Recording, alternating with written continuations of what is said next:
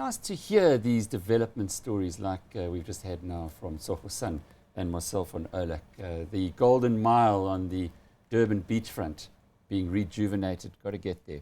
But Stefanutti Stocks is part of all of that. It reported first year, or rather full year results with a decline in its headline earnings per share. The CEO, Willie Meyburgh, joins us for a close look at those numbers.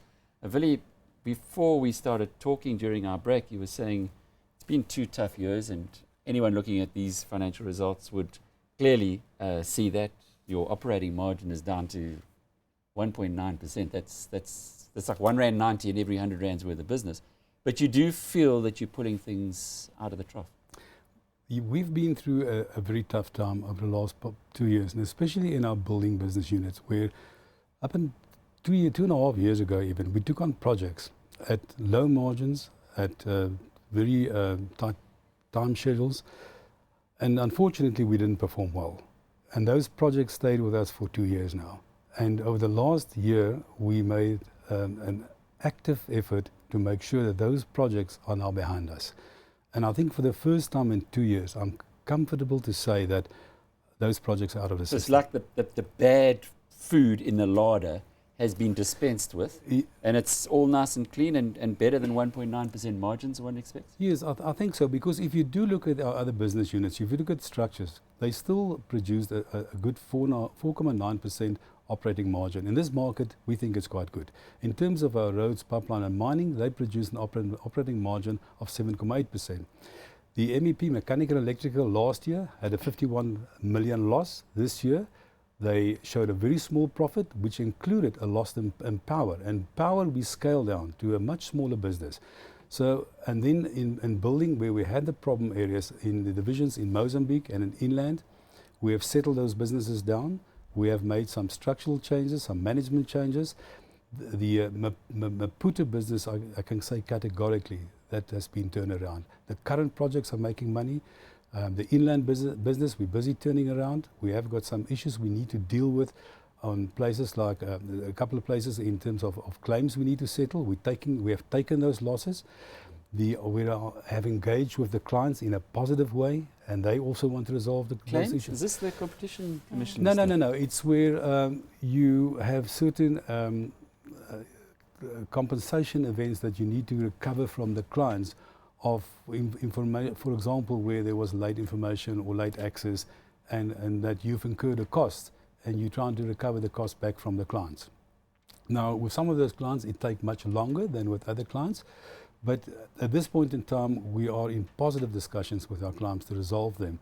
And to date, we've taken the cost on those projects. Good. It sounds like there's a lot of juggling going on here. Yeah, Maputo here, civils there, exactly. Pipelines there. What interests me is that you're scaling back on your power, and so often when Alec and myself discuss that is often seen as a great opportunity. Why scale back on that? No, for sure. We don't see that opportunity in that, because power is really power lines. Power line distribution. And over the last 2 years, very, very few tenders came to the marketplace. And as a result of that, we actually lost money. And there's no ways that we will stay in that market if that continued to be the case. That's why we scaled it down.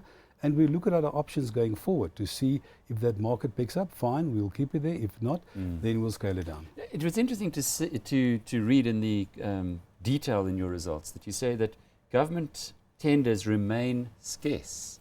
Now, we were under the impression every time we talk to a cabinet minister or listen to our president here in South Africa that infrastructure programs are going ahead at full tilt. I don't think they're lying to you. There's not. Thankfully. They're not lying to you. There's just not enough. We have recently been awarded a number of marine projects with more than 700 million rand. We have been awarded, that was not in South Africa, but in Zambia, some road projects very close to R1 billion, and we're expecting more. We are doing some hospitals, we're doing some school projects, but there's just not enough coming to the marketplace. But there's supposed to be 860 billion rand over the next 3 years. That's what Robin Gordon tells us in the budget. Who's doing the work? Yeah, I think they've changed that now to 3 years. They changed it to 15 years. But you look at the Praza. They've changed it to 15 years. I think it's for the latest is 15 years. That they're going to roll it out over 15 years. Wow, that's a big change. But you look at projects like the Praza station upgrades. Those projects have started to come to the market as well. They are in excess of 2 billion rand. They're nice projects. There are not many of them, but it's more work to the market.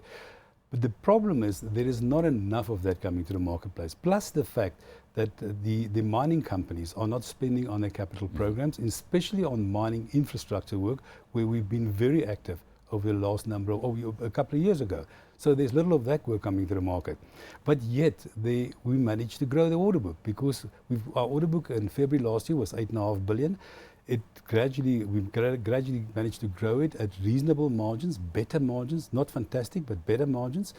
But it now sits at 12.8 billion. It sounds to me like you're talking to shareholders at the moment by giving us a more positive picture. Are the shareholders going to watch this discussion and say, Stefanutti hasn't done that well over the past couple of years, but I'm excited about the potential into the future? Is the CEO feeling that way? Look, I can just tell you the truth.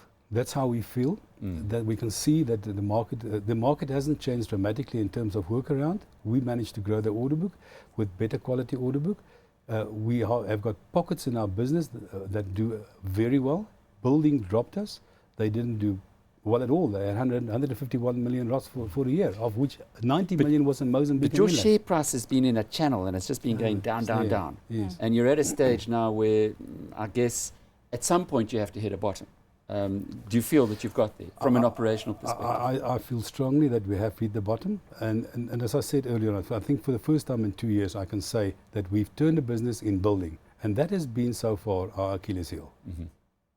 Why else should shareholders believe you, given the fact that we're in this sluggish economic environment, though, at the moment? moment? Well, we can only do it to prove this financial year that we've turned the business.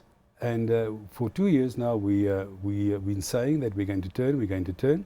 But we have now turned the business. We've taken the losses in the places where we faltered. We have now taken that to book, and we have put the loss-making project behind us, and it's going much better in building. Is Africa the next growth story? Well, Africa, in Africa, our turnover from Southern Africa is 22% at this point in time of the turnover. We see that going forward, that to be at least 30%. Work in Zambia, Swaziland, Mozambique, Namibia. What about foreign competitors? We saw a few coming in the past. The Brazilians arrived and left very quickly. But more recently, particularly with the Iso Frankie deal, it does look as though foreigners are looking, certainly they're looking at the South African market in other sectors. Are they coming for construction?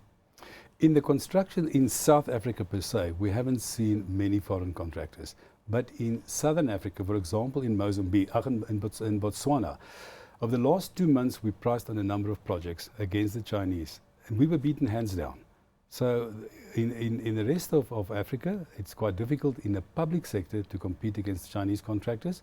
But in South Africa, we haven't seen many foreign contractors, including Chinese, in South Africa. And it doesn't mean that the foreign contractors will not be here. I think the market must allow that. But South Africa is very regulated. So it's not, the construction industry doesn't make a lot of money. So if you're here and you don't make a lot of money and you come from a foreign place, well, it's going to be a nice challenge. So